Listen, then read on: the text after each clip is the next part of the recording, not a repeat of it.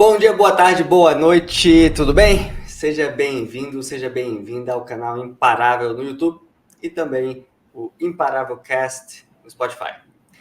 Nesta semana eu tenho o prazer de contar uma história de transformação que sem dúvida vai inspirar você. A minha convidada estudou pelo GRAN no momento mais importante de sua vida, quando foi aprovada para o cargo de juíza do Tribunal de Justiça da Bahia. Mas para chegar até aqui, ela teve de enfrentar muitos desafios e por algumas vezes até pensou em desistir. A infância de Lázara Tavares foi de muita pobreza. Ela foi doméstica aos 15 anos e aos 17 anos teve a oportunidade de se tornar assistente de cabeleireira. Lázara cresceu no interior de Minas Gerais, em uma família de 5 irmãos, criado somente pela mãe com a ajuda de avós e um tio. Filha de mãe doméstica e manicure e pai servidor público, ela decidiu, aos 19 anos, morar com o pai e os irmãos em Uberlândia, Minas Gerais, na ânsia de estudar. Lá, trabalhou como cabeleireira e conseguiu, assim, pagar a faculdade de Direito. Durante muito tempo, a família de Lázara não entendia por que ela ainda estudava, sendo que já era graduada. Sua irmã, por exemplo, a ajudou, inclusive financeiramente, pois ela ficou 3 anos sem ser aprovada em nada. Em 2018, ao completar 30 anos, Lázara estava morando com a mãe, era solteira e ainda sem dinheiro. Foi quando fez um propósito de que, se não passasse em nada até o final daquele ano, desistiria e voltaria a trabalhar em salão de beleza, pois não tinha se identificado com a advocacia. Em novembro deste ano, tudo começou a mudar. Vamos agora conhecer um pouco melhor essa história. Lázara, seja bem-vinda. Muito obrigado por estar aqui conosco hoje. Boa noite, Gabriel. O prazer é meu. Obrigada, primeiramente, pela oportunidade de estar aqui. Eu admiro muito o seu trabalho, e não só o seu, mas do GRAN Concursos, mas esse canal sempre foi um instrumento de incentivo para mim. Eu assisti quase todas, se não todas as entrevistas que você fez, então eu agradeço imensamente a oportunidade de estar aqui contando a minha história e assim poder continuar a incentivar outras pessoas. Então, como você explanou, eu tive toda essa trajetória até conseguir me formar, foi uma luta enorme. E ao me formar, eu tive a oportunidade de trabalhar como terceirizada na defensoria e foi ali que eu sofri a influência, ou então que eu fui assim influenciada pelos meus chefes e eu admirei muito aquele trabalho, a forma como eles trabalhavam, se empenhavam e a forma também como eles eram livres, né? Eles não tinham aquelas amarras da advocacia. E ali já surgiu mais forte o desejo de estudar para concurso.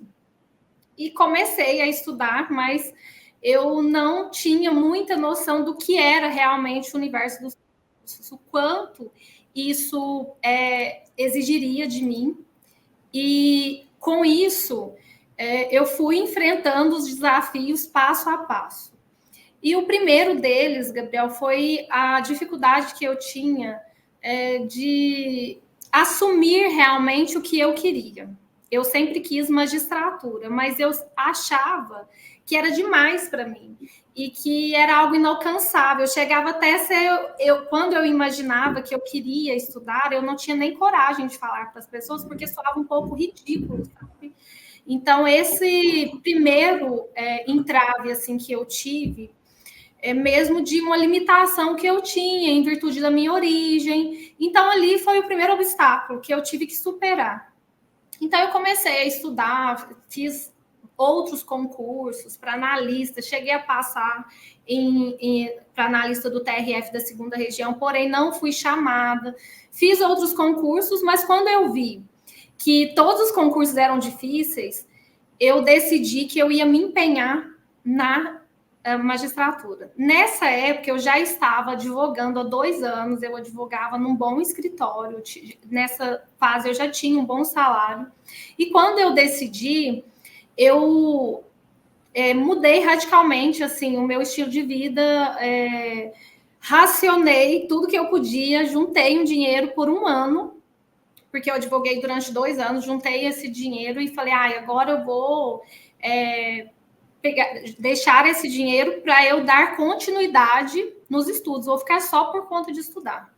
Porque a minha rotina no escritório era muito árdua e era impossível conciliar. E eu tomei essa decisão. E aí foi quando eu comecei a enfrentar muita resistência, sabe, das pessoas que me rodeavam, porque a minha família... Oi? O que elas falavam? Sim, isso? A minha família, Gabriel, são pessoas trabalhadoras. Nós sempre tivemos que lutar muito para o próprio sustento. Então, quando eu me formei, já estava trabalhando como advogada e decidi largar tudo só para estudar, minha mãe ficou em choque. Ela não acreditava. Ela falou, nossa, agora que eu achei que você iria ter a sua independência, ter um carro... Enfim, ela não entendia. Você vai estudar, então ela não entendia. Ela achava que eu não queria trabalhar no escritório, que eu estaria fora do mercado. Mas como nessa fase eu já tinha amadurecido a ideia, eu já tinha internalizado que o que eu queria, quais eram os caminhos que eu teria que traçar para estudar para magistratura. E aí eu fui conversando com ela, mas assim, foi um desafio muito difícil.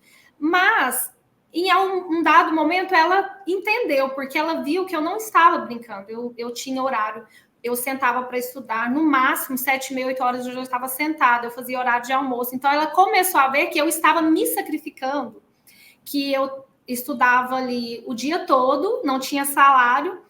Então, ela conseguiu ver, né, ali pela minha atitude, que era sério. Então, da partir daí, ela começou a me apoiar. E ela foi uma pessoa, assim, que a partir do momento que ela entendeu, ela sempre falava para mim, olha, acredita, sua cadeira tá lá te esperando, sabe? Então, a partir depois, ultrapassar dessa fase de estranheza deles, os meus irmãos e minha mãe, eles me apoiaram, assim, incondicionalmente. Mas, Gabriel, nesse universo, quando se começa a demorar muito para passar, as pessoas começam a ficar, assim, eu acho que com pena da gente, sabe? E a minha família começou a ficar muito preocupada. Depois de quase 3 anos, eu não passava em nada, eu não tinha mais amigos, eu não saía de casa, eu ficava só dentro do quarto, sabe? E chegou no ponto também que o meu dinheiro já tinha acabado. E a minha irmã me ajudava.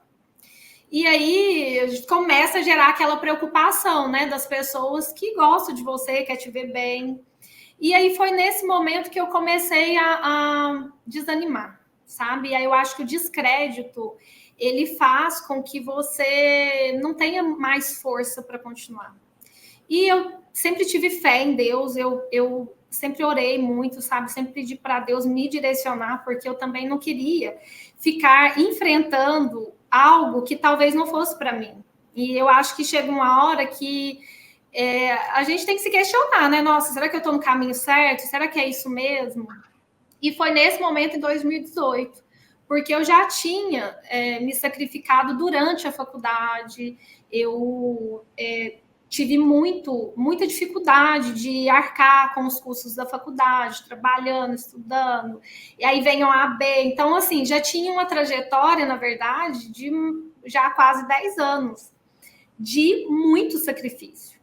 E aí, quando chega no ponto que você começa a ver, assim, que as possibilidades já estão escassas, né?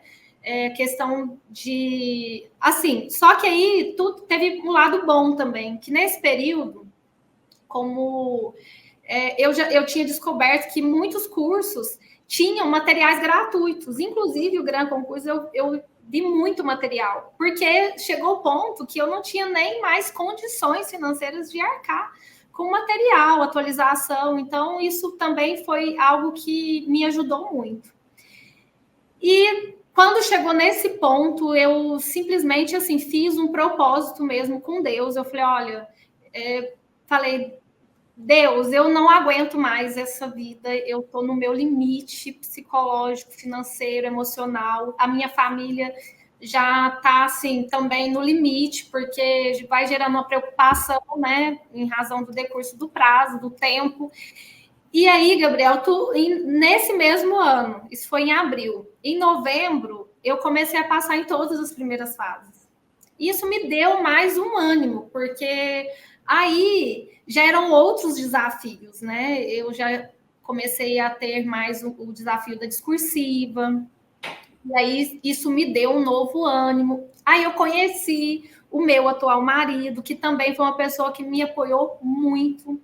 Ele acreditou em mim, acreditou nos meus sonhos, e eu acho que eu precisava também disso, sabe? Desse olhar de alguém de fora que acreditasse no que eu estava vislumbrando, né? Porque eu acho que a gente precisa disso em muitos momentos de dúvida, de incerteza quanto ao futuro.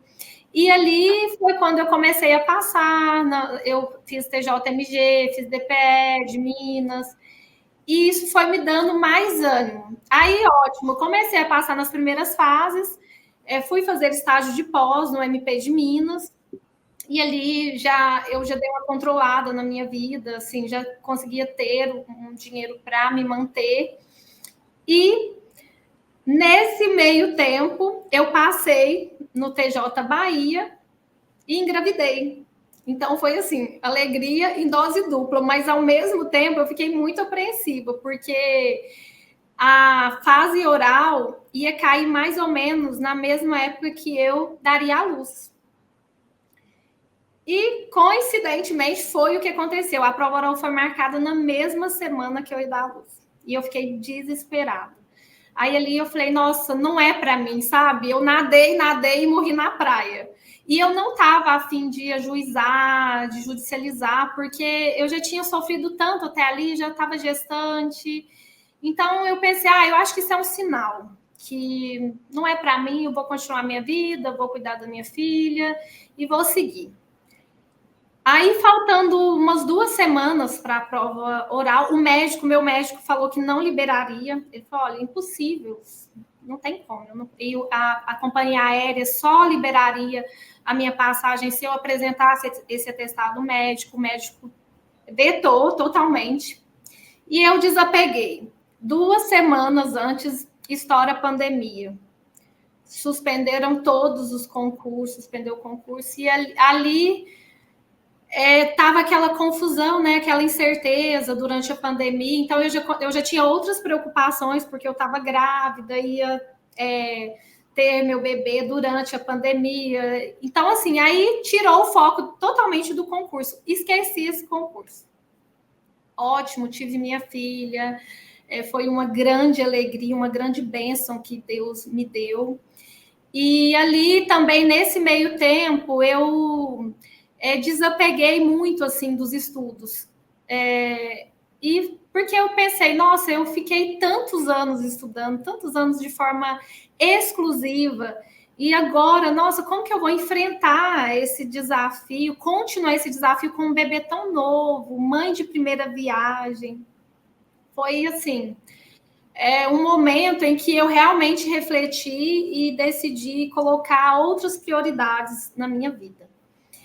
E aí, a vida continuou. Depois de 3 meses, eu voltei a dar uma estudada, assim, de uma forma bem leve, muito pouco durante esse prazo, depois de 3 meses, porque eu fiquei esperando a volta, né, o retorno do concurso para a prova oral.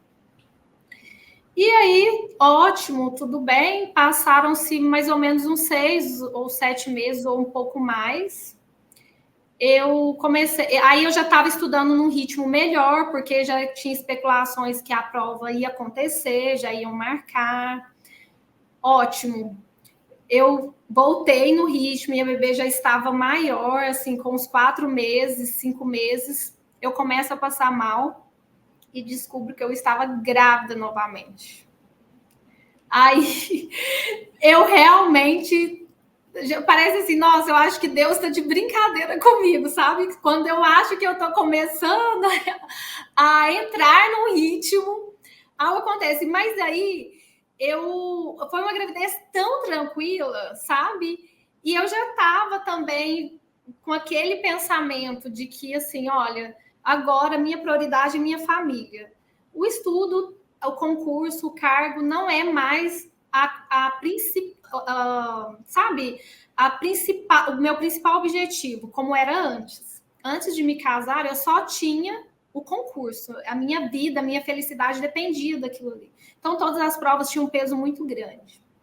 E agora, já com filhos e com uma filha grávida, eu acho que também isso contribuiu, porque eu tirei esse peso de que aquela prova definiria a minha vida. Aquela prova não definia mais a minha vida. Eu já tinha uma vida, eu tinha filho, eu tinha marido, eu tinha uma estrutura, e se eu passasse, seria ótimo, perfeito. Mas se eu não passasse, minha vida ia continuar e eu ia continuar, né, tocando minha vida, criando os meus filhos, feliz. E aí, a segunda gravidez foi uma gravidez muito tranquila, eu consegui conciliar o estudo, porque foi bem assim, não passei tanto mal. E aí, quando marcaram a prova, eu estava gestante já de 5 meses, e foi um momento muito especial para mim. Mas essa prova é a remarcação do TJ, Bahia. Sim, a prova Foi oral foi suspensa na prova oral e depois de um tempo. Exatamente, aí, depois de mais de uns um ano. 8 meses ou 9 meses, eu não me lembro exatamente qual foi o período, porque foi um período bem confuso, né? Na época da pandemia, a gente estava, eu acho que estava todo mundo assim tão apreensivo com a pandemia que todo o resto também não tinha muita importância. Mas aí foi remarcada. E na oportunidade, o TJ deu a possibilidade de as gestantes fazerem a prova em outra oportunidade de forma remota, sabe?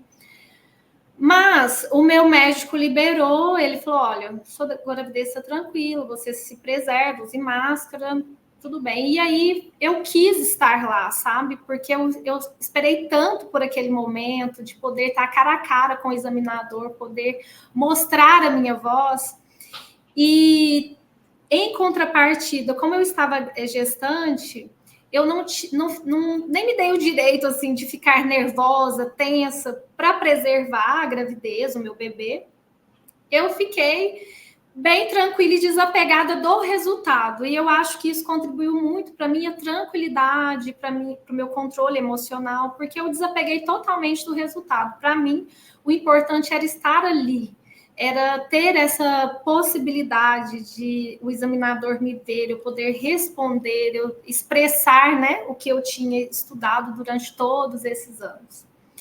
E foi um momento muito lindo, assim, para mim, porque eu fiquei tranquila, eu acho que os meus filhos, eles me ajudaram muito nesse sentido, eu fiquei mais forte, e o resultado veio, assim, de uma forma muito boa, num momento muito bom, porque eu fui nomeada ainda durante a pandemia, um momento de tanta insegurança, para todo mundo, né? E eu que já vinha de situação de desemprego, estudante, uma situação financeira assim bem delicada, eu considero que foi uma bênção muito grande, sabe, Gabriel? Então, eu senti que, às vezes, aos olhos das pessoas, porque muitas pessoas, quando eu engravidei e depois eu estava grávida, quiseram assim me desanimar, sabe? Olha, e agora, nossa, você tem que desapegar porque você tá grávida. Eu tive muitos conselhos nesse sentido, sabe? E foi justamente o momento em que eu acho que eu tive a força necessária para continuar. Como é que a vida mudou depois que você foi nomeada, Nossa, a família se mudou para Bahia? mudou tudo. É tão interessante isso, porque isso só reforça a questão que eu disse assim, de o momento certo, né? Eu passei no momento mais improvável da minha vida, que foi depois de com um bebê recém-nascido e gestante. Mas eu acredito que Deus, ele te põe no lugar exatamente onde ele quer, no momento mais propício para o seu bem. Porque a mudança é muito radical, sabe? Você sai da invisibilidade, você sai assim, um dia você é concurseiro, você não é, sabe, você não tem um lugar no mundo, assim, você não tem uma posição, e no outro dia você é uma autoridade que está decidindo a vida das pessoas. E aí, na magistratura estadual, eu, por exemplo, fui para uma comarca do interior, que muda tudo, assim, você tem que se comportar de forma, né, adequada ao cargo que você ocupa, e esse choque é muito grande. E acho que a minha base familiar, que eu construí antes, me ajudou muito a enfrentar todos esses desafios. Que a magistratura estadual no interior, em uma vara de jurisdição plena, que mexe com tudo. Acho que se eu estivesse sozinha nessa condição, eu teria outros... assim, os desafios seriam maiores e seria muito mais difícil enfrentar tudo que eu enfrentei no início, né, que já tem 2 anos, quase 2 anos e meio, sozinha. Então, a vida muda radicalmente, mas o lado bom é que a gente adquire independência financeira, adquire também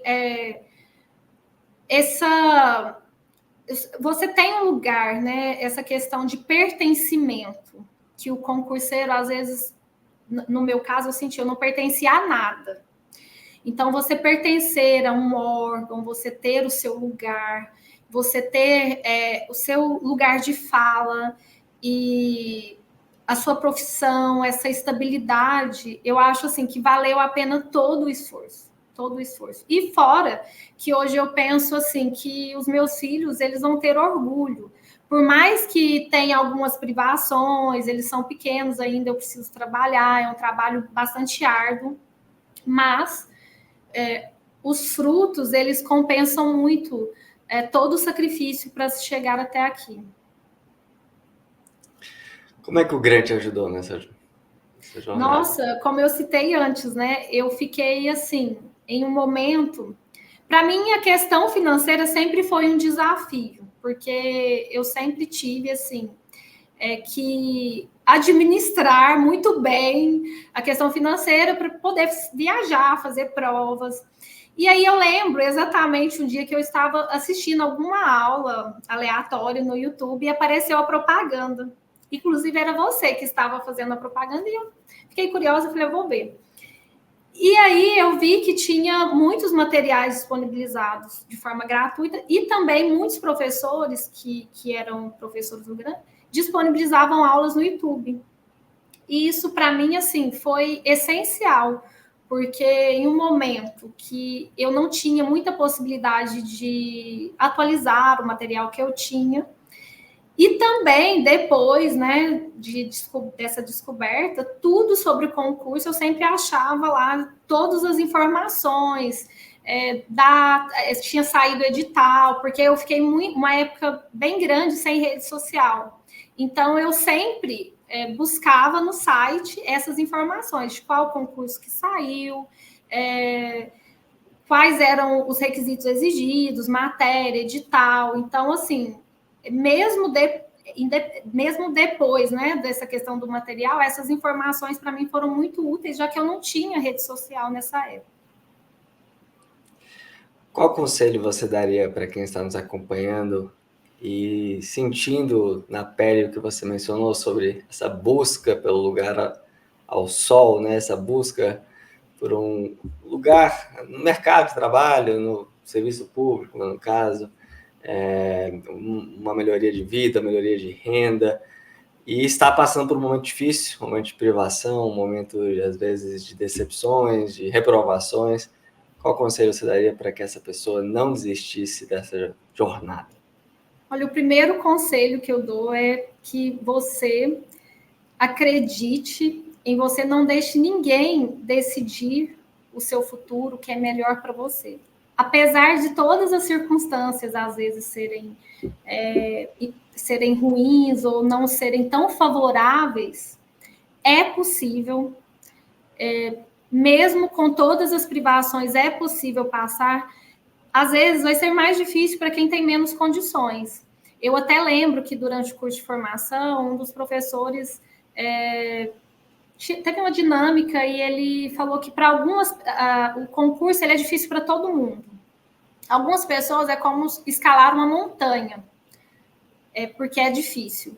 Mas para outras é como escalar o Everest. Mas muitas pessoas conseguem, se você conseguir. ultrapassar essa fase de tristeza, de angústia. É possível.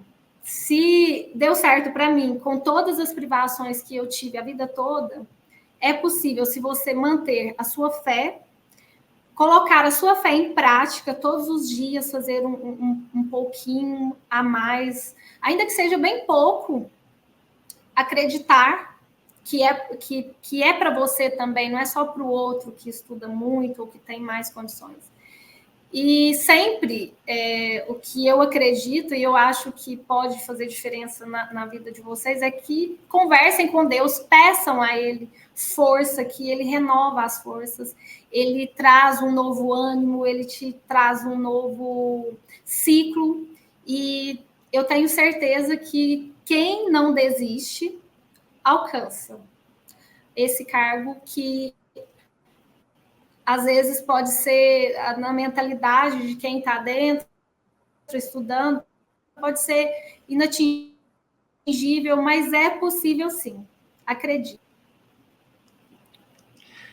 Lázara, muito obrigado pela conversa aqui hoje. Parabéns pela história inspiradora. É sempre uma honra poder conhecer pessoas tão guerreiras, tão fortes, que ajudam esse canal a movimentar ali milhares e milhares de pessoas rumo a um futuro melhor. Então, muito obrigado. Eu que agradeço, Gabriel. Muito obrigada pela oportunidade mais uma vez. E tenha uma boa noite. E até mais. Uma boa noite. Tchau, tchau. Tchau. Obrigado.